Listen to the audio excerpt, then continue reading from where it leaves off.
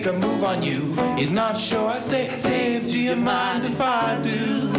This is DJ Copperhead. I'm at the South by Southwest Music Convention, and at the opening dinner, Flight of the Conchords came in and performed, and they were fantastic. I asked to interview them, and in a very comedic twist, they said they would only agree to let me interview them if they could interview me while I was interviewing them for a documentary.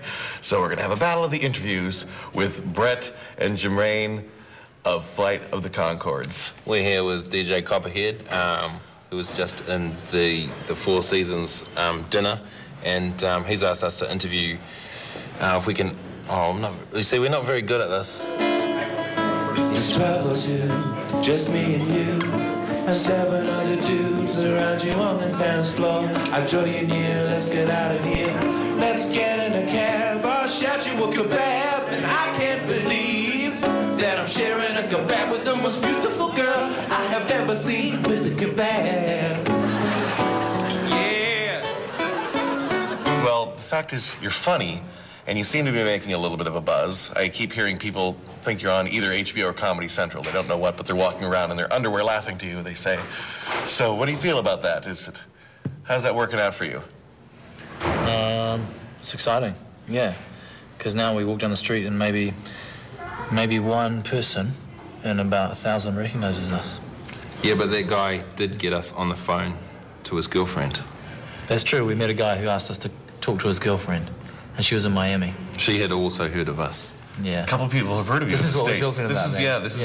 We're talking. We talked to them. And we got another couple people in our podcast, so we'll hear you now. 3 tonight, and then there were 5 in Los Angeles, so we're getting up there, 15 people. Oh, you're like one of those girls I've been definitely chatting to in the chat rooms. You're beautiful like a beautiful tree, or a high-class prostitute. Yeah, well, you could be a part-time model. Well, you'd probably still have to keep your normal job. Part-time model, but I can see you in your undies in the catalog. Part-time model, spending part of the time modeling and part of the time next to me.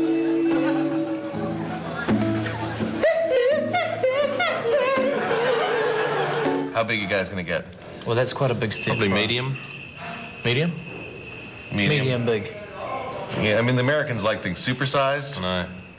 You know, We like things small, so it's going to average out, hopefully. You know, in America, you're supposed to say, we're going to take over the world. I doubt We're going to own Comedy Central. No. No, that's not going to happen.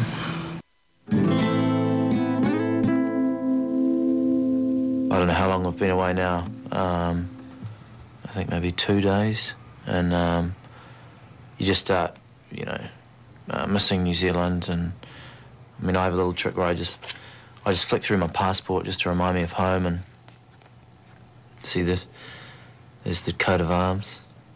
See that? You see that? Just reminds me of home. So it says Wellington, New Zealand in it. Just little things like that really take you back. That's where I was born. And that's also Wellington was where the passport was authorised. Anyway, it's just something I do, take this wherever I go. When I'm leaving the country, I take this just to remind me of home.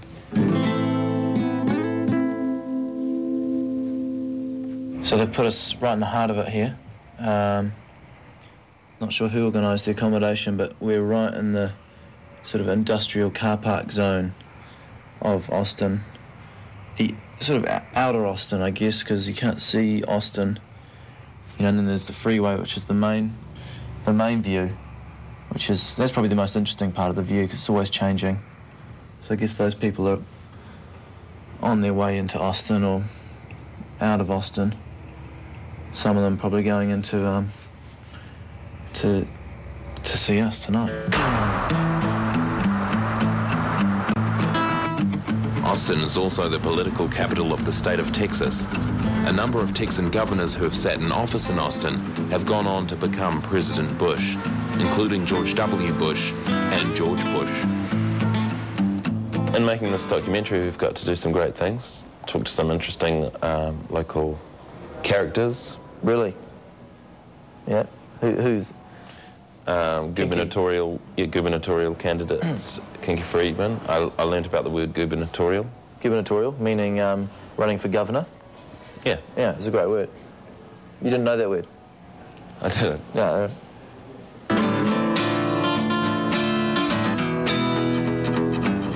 We're here with gubernatorial candidate Kinky Friedman. Could you tell us about your career so far, Kinky? Well, it's been mostly downhill. I started as a chess prodigy at age 7, playing the Grandmaster of the World, Samuel Reshevsky, in 1952. I struggled through college here at the University of Texas. And then I became a musician for a while and an author. And now I'm running for office, and I do see a logical extension here between the music, the novels, and running for governor, in that it is truth-telling. All of them are expressing the truth as best as you can, and Jewish cowboys speak the truth. One of the governors here was the current president. Is he a bit nuts? Is he a bit nuts? Well, I would hope so. You know, I mean, you would have to be if you want to be president. I would say George, you know, I'm personal friends with George and with Bill Clinton. And I'm the only man, I think, who's slept at the White House under 2 presidents. But I will say that George is a good man trapped in a Republican's body. That's the problem.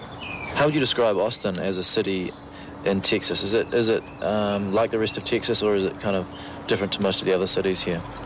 Well, it was the first place where they had hippies and pot smoking and music of a certain kind. I think Willie Nelson, I blame Willie, the hillbilly Dalai Lama, for starting this. He brought the rednecks and the hippies together. And I believe musicians can better run this state than politicians. That's all. I mean, we won't get a lot done in the mornings, but we'll work hard, we'll work late, and we'll be honest. And I think we're going to use I Saw the Light as a campaign theme song. Praise the Lord, I saw the light. Then the candidate comes out to a bright, shining light. I saw the light. I think it's a good idea. With a big, bright light behind you. Yes, that's right. It's not unusual for politics and music to mix. Former New Zealand Prime Minister Geoffrey Palmer used to play the trumpet. As a band, we often use music to deal with the issues. Children on the streets using guns and knives, taking drugs and each other's lives, killing each other using knives and forks, and calling each other names like a dog. It's the night of the New Zealand Music Showcase. This is a chance for New Zealand bands to showcase their bands. The gig is in the centre of downtown Austin in a not very soundproof tent. Unfortunately for us, the not very soundproof Canadian tent is right next door, and we've been scheduled to perform at exactly the same time as Canadian musicians, the Swollen Members. Hello everybody. How's it going out there? This is a real dream gig with the Canadian Swollen Members behind us. Perfect situation, really. Come over to Texas, play in a tent. Most people aren't listening. Right. There's a few people listening. Appreciate that. This one's for you guys. They're turning kids into slaves just to make cheaper sneakers. But what's the real cost? Because the sneakers don't seem that much cheaper. Why are sneakers still so expensive when you got them made by little slave kids? Come on, what are your overheads? At the end of your life, you're lucky if you die. Sometimes I wonder why we even try. I saw a man lying on the street, half dead, with knives and forks sticking out of his leg, and he said, ow. Can somebody get the knife and fork out of my leg, please? Could somebody please remove these cutleries from my knees? And then we broke it down. This is where we break it down.